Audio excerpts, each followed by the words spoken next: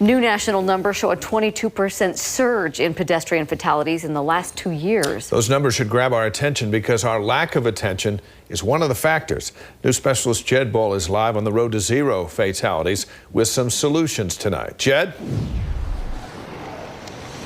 Yeah, Dave, this crosswalk that was put in front of our building a handful of years ago was designed specifically to cut through the distractions for the pedestrian and the motorist. There are flashing lights, bright colors, and even bumps underfoot for the pedestrian. But safety advocates stress that it's up to all of us to keep pedestrians safe. I catch myself doing that when I'm by myself. Landon Kenney admits he's wrapped up in his phone too often while walking, like many of us. It's hard, right? Like, you know, I get phone calls all the time and text messages all the time, and so I try and set a limit. He stays alert in the crosswalk. 2 years ago, we saw a really high jump in our fatalities.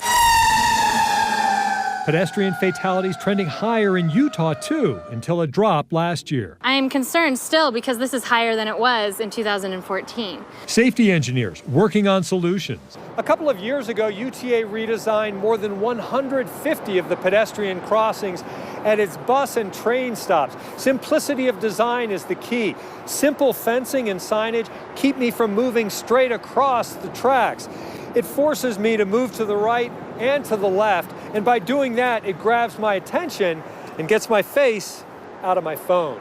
Part of what we need to do here is educate people and have people be aware of their safety and surroundings. Utah working on structural and educational approaches. We have to address it head on, and we have to figure out, what can I do? UTA's Heads Up campaign aimed at pedestrians and motorists. If you're walking into a road, you have a responsibility to be safe. So put away the phone, even pull out your earplug or your headphones to make sure you can hear what's going on around you. Always stay alert around traffic. We culturally accept people to be distracted everywhere that you go. And so we need to kind of take a step back and say, no, you can't be distracted while you're walking around these busy roads. Right, we've all become way too accustomed to too much distraction. 8 pedestrian fatalities so far this year in Utah.